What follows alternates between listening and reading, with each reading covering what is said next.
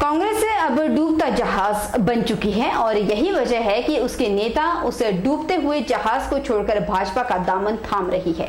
यह बात प्रदेश कार्यकारिणी सदस्य राजेश कश्यप ने कही। उन्होंने कहा कि कांग्रेस की उल्टी गिनती शुरू हो चुकी है और जनता जान चुकी है कि भाजपा ही प्रदेश में विकास कर सकती है। यही वजह है कि विधायक लखविंदर राणा और पवन काजल भाजपा में शामिल हुए।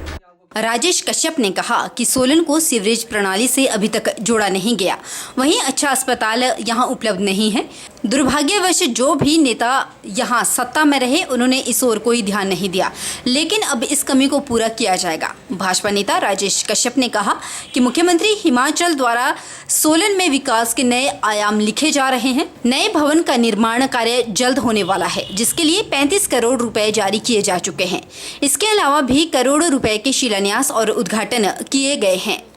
सोलन चायल, ममलीग, कंडाघाट, नौणी, धरचा सभी क्षेत्रों को उन्होंने संतुलित विकास किया है। जो भी मांगे क्षेत्रवासियों ने उनके समक्ष रखी, उन्होंने पूरी की। सड़क, शिक्षा और स्वास्थ्य सभी क्षेत्रों में उन्होंने अभूतपूर्व विकास किए। आगे भी यह विकास जारी रहेगा।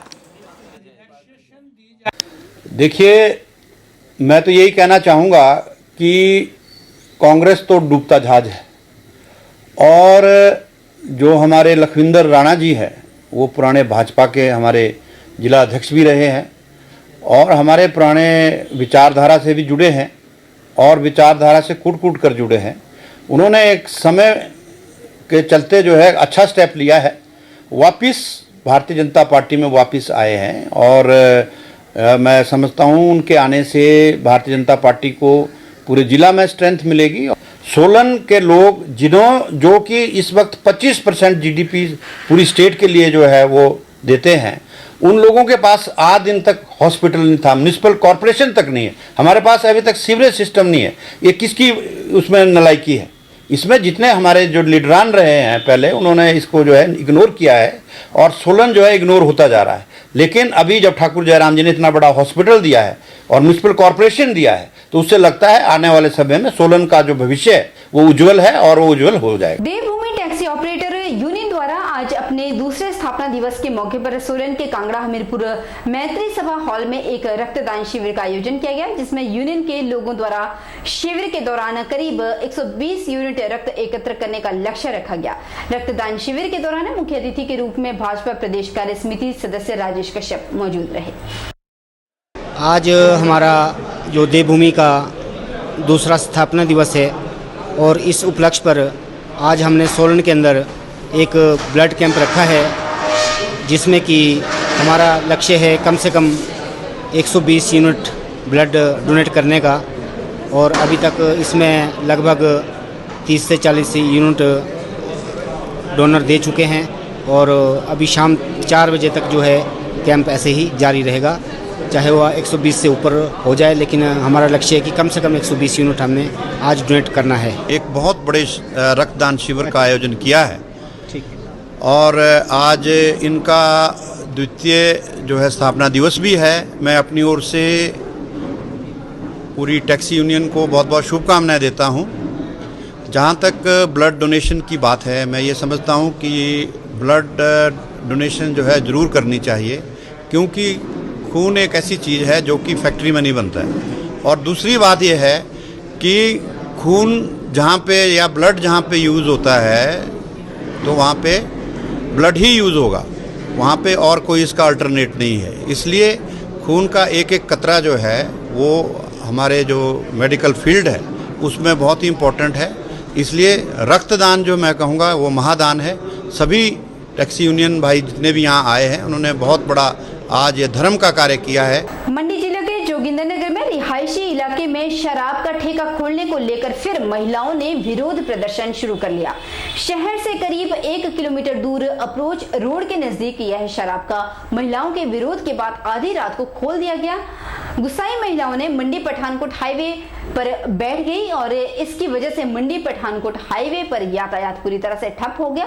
पुलिस की टीम ने मौके पर पहुंचकर महिलाओं को बीच सड़क से हटाया। इस दौरान आंशिक झड़प भी महिलाओं के और पुलिस के बीच में देखने को मिली। शानन संपर्क सड़क के नजदीक अप्रोच रोड पर शराब के ठेके खुल जाने से महिलाओं में रोष है। शहरी क्षेत्र की महिलाओं ने कड़ा ऐतराज जताकर शराब का ठेका ना खोलने को लेकर सड़कों पर उतर आई। इससे माहौल तनावपूर्ण हो गया। अभी तक करीब 30 से 40 महिलाओं ने मंडी पठानकोट हाईवे पर एकत्रित होकर अपना विरोध जताया।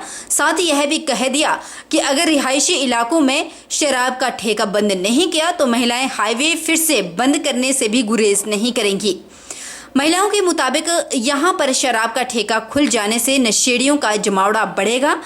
इसकी वजह से महिलाओं को परेशानियों का सामना करना पड़ सकता है। अंधेरा होते ही महिलाओं का घर से निकलना मुश्किल होगा। एएसपी मंडी आशीष शर्मा ने बताया कि पुलिस की टीम मौके पर तैनात है और हालात पर काबू करने के लिए पुलिस की महिलाओं से बातचीत जारी है। जोगिंदरनगर क्षेत्र में एक ठेके की जगह बदलने के बारे में कुछ विरोध की सूचना जो है प्राप्त हुई थी। जो इंफॉर्मेशन जिला मुख्यालय में आई है उसके मुताबिक शानन अप्रोच रोड के पास एक ठेके की लोकेशन बदली गई थी और जिस कारण वहाँ के स्थानीय जनता में और विशेषकर महिलाओं में काफ़ी रोष था और वे रास्ता रोक कर विरोध जताना चाहती थी। जो मौका पर पहुंची पुलिस ने उनको बताया कि किसी क्षेत्र में जो ठेका खोला जाता है, शराब का ठेका खोला जाता है, उस पर कंट्रोल आबकारी विभाग के अधिकारियों का होता है। इसलिए वे अपनी जो आपका जो ऑब्जेक्शन है उसके बारे में आबकारी विभाग एक्साइज डिपार्टमेंट के उच्च अधिकारियों से को रिप्रेजेंटेशन दे सकती हैं और पुलिस के समझाने पर उन्होंने एसडीएम सुंदरनगर को एक रिप्रेजेंटेशन दी हुई है और जैसे भी उच्च अधिकारियों के आदेश होंगे उसके मुताबिक कार्रवाई हो जाएगी। लोकतांत्रिक अधिकार छात्र संघ चुनाव बहाल किए जाए और यूजी पीजी की परीक्षा परिणामों में आ रही अनियमितताओं को दूर किया जाए। यह बात हम नहीं कह रहे बल्कि यह बात कही है अखिल भारतीय विद्यार्थी परिषद ने। एबीवीपी वालों ने शिक्षा जगत में प्रदेश स्तरीय मांगों को लेकर जिला उपायुक्त अरिंदम चौधरी के माध्यम से मुख्यमंत्री जयराम ठाकुर को ज्ञापन सौंपा। इस दौरान अखिल भारतीय विद्यार्थी परिषद के सचिव चिराग ठाकुर ने कहा कि अखिल भारतीय विद्यार्थी परिषद ज्ञापन के माध्यम से हिमाचल प्रदेश के छात्र युवाओं को शिक्षा क्षेत्र की विभिन्न समस्याओं की ओर सरकार का ध्यान आकर्षित करना चाहती है। शिक्षा क्षेत्र की विभिन्न समस्याओं की ओर सरकार का ध्यान आकर्षित करना ही उनका उद्देश्य है। अखिल भारतीय विद्यार्थी परिषद सरकार से मांग करता है कि छात्रों के चुनाव फिर से बहाल किए जाए। हिमाचल प्रदेश विश्वविद्यालय की ऑनलाइन प्रणाली को सुदृढ़ किया जाए। महाविद्यालयों में शिक्षकों और गैर शिक्षक कर्मचारियों के रिक्त पदों को शीघ्र भरा जाए। सभी राजकीय शिक्षण संस्थान में गर्ल्स कॉमन रूम सुविधा प्रदान की जाए। प्रदेश सरकार अखिल भारतीय विद्यार्थी परिषद की मांगों को जल्द से जल्द पूरा नहीं करती है तो विद्यार्थी परिषद उग्र आंदोलन करने से भी गुरेज नहीं करेगी, जिसके लिए सिर्फ और सिर्फ प्रदेश सरकार जिम्मेवार होगी। आज अखिल भारतीय विद्यार्थी परिषद सरदार पटेल विश्वविद्यालय मंडी इकाई के द्वारा जो है डीसी साहब को जो है ज्ञापन सौंपा गया है, जिसमें हमारी कुछ प्रदेश स्तरीय मांगे हैं। जो प्रदेश स्तरीय हमारी कुछ मांगे हैं उसको लेकर जो है डीसी महोदय को ज्ञापन दिया गया है। जो हमारे पूरे प्रदेश भर में जो है इसके लिए स्टेट कॉल जो चली हुई है, इसमें जो है हम हर पूरे प्रदेश में जितने भी कॉलेज हैं वो सारी इकाइयाँ जो हैं जिला डीसी को जो ज्ञापन दे रही है। तो हम चाहते हैं कि डीसी साहब जो है जल्द से जल्द इसको मुख्यमंत्री तक पहुँचाएँ। हमारी कुछ प्रमुख मांगे यह रहेंगी। इसमें जो छात्र संघ चुनाव है वो जल्द से जल्द बहाल किया जाए और जो हमारे हम देखते हैं जितने भी हमारे कॉलेजेस हैं उधर गर्ल्स कॉमन रूम की सुविधा नहीं है। तो इस प्रकार की मांगों को लेकर जो है आज हमने डीसी ऑफिस में जो है ज्ञापन दिया गया है और हम उनसे चाहेंगे कि इन मांगों को जल्द से जल्द पूरा किया जाए, नहीं तो विद्यार्थी परिषद जो है उग्र आंदोलन करने से भी पीछे नहीं हटेगी। पशुपालन विभाग हिमाचल प्रदेश द्वारा राष्ट्रीय गोकुल मिशन के अंतर्गत ग्राम पंचायत गुम्मा के पशु चिकित्सालय गुम्मा के द्वारा जालपा मंदिर सामुदायिक भवन घटासनी में प्रचार शिविर का आयोजन किया गया। इस शिविर में द्रंग ब्लॉक की 3 पंचायतों के 100 पशुपालकों ने हिस्सा लेकर अपनी उपस्थिति दर्ज करवाई। इस शिविर की अध्यक्षता राष्ट्रीय गोकुल मिशन शिविर के वरिष्ठ पशु चिकित्सा अधिकारी जोगिंदरनगर के डॉक्टर दीपक वर्मा ने की। डॉक्टर दीपक वर्मा का और उनके साथ आई सहयोगी टीम का पशु चिकित्सा अधिकारी गुम्मा डॉक्टर सोहन सिंह ने स्वागत किया। डॉक्टर दीपक ने शिविर में पशुपालकों को विभिन्न प्रकार की विभागीय योजनाओं और वैज्ञानिक पशुपालन और प्रजनन संबंधी जानकारी पशुपालकों के साथ साझा की। शिविर में अमूल सहकारी आंदोलन बारे भी एक वृत्त चित्र पशुपालकों को दिखाया गया। सरकार द्वारा आयोजित इन शिविरों के माध्यम से मिलने वाली जानकारी की किसानों से सराहना की और कहा कि इस जानकारी का लाभ उन्हें अपने पशुधन के पालन पोषण में मिलेगा। किसानों ने सरकार से आह्वान किया है कि भविष्य में भी ऐसी जानकारियां समय समय पर पशुपालकों को दी जाएं। असली में 3 पंचायतों के लिए रूपापद्दर, कधार और गुमा पंचायत के लिए राष्ट्रीय गोकुल मिशन के अंतर्गत एक जागरूकता शिविर का आयोजन किया जा रहा है और इस जागरूकता शिविर में इन तीनों पंचायतों के लगभग 100 प्रतिभागी जो हैं उन्होंने भाग लिया है, उन्हें यहाँ बुलाया गया है।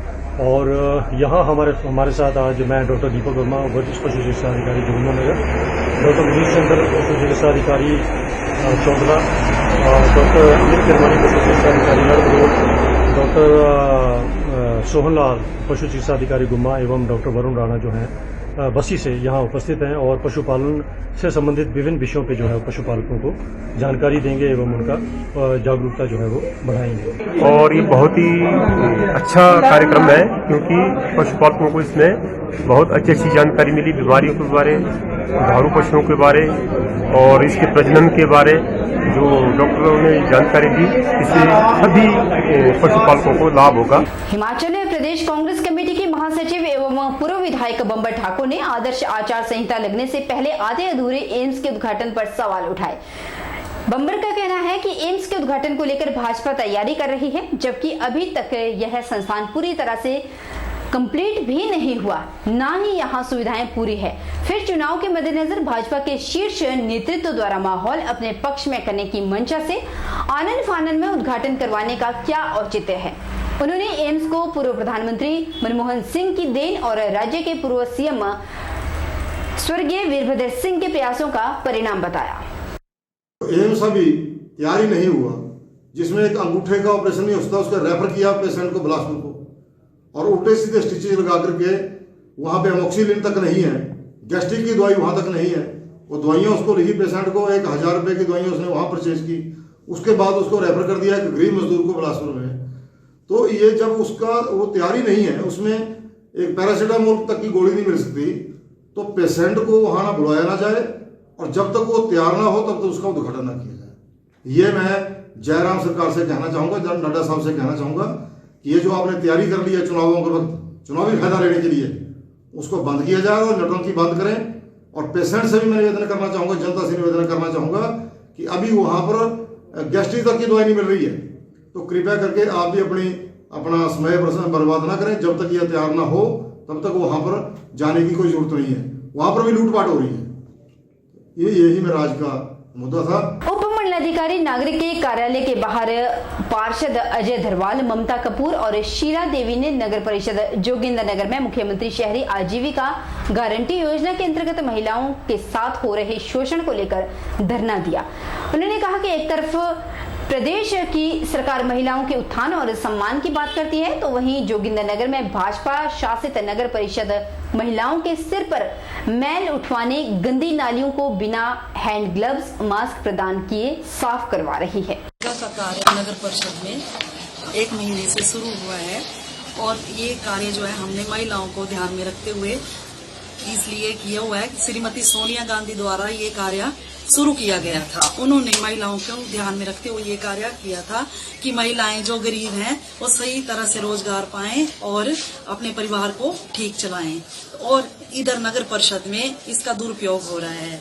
ये हमारी जो चेयरपर्सन जी हैं वो भी महिलाओं के साथ गंदा दुर्व्यवहार कर रही हैं और जगह जगह जाकर उनको धमका रही हैं, कभी इधर कभी उधर शिफ्ट कर रही हैं, अपनी मर्जी चला रही हैं। ये जो है ये कार्य हमें ऐसा कार्य ये करेंगी तो हमें बर्दाश्त नहीं होगा कि जोगिंदरनगर में इसका उल्टा जो है विपरीत जो है प्रशासन और नगर परिषद प्रशासन जो है कर रहा है। गंदी नालियां साफ करवाकर, बिना मास्क और बिना हैंड ग्लव्स दिए और सिर पर मैला उठवाकर, और ये मैं समझता हूं कि महिलाओं के मान सम्मान के खिलाफ ये सारी बातें हैं।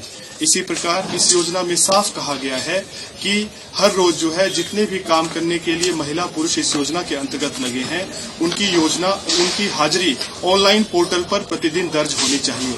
लेकिन आज 1 महीने का अवसर हो चुका है और इन महिलाओं की 1 दिन की हाजिरी भी जो है ऑनलाइन पोर्टल पर दर्ज नहीं की गई है।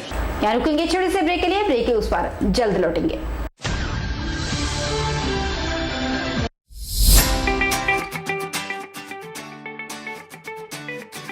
Abhilashi University, Chalchok Mandi, a leading university in Himachal Pradesh.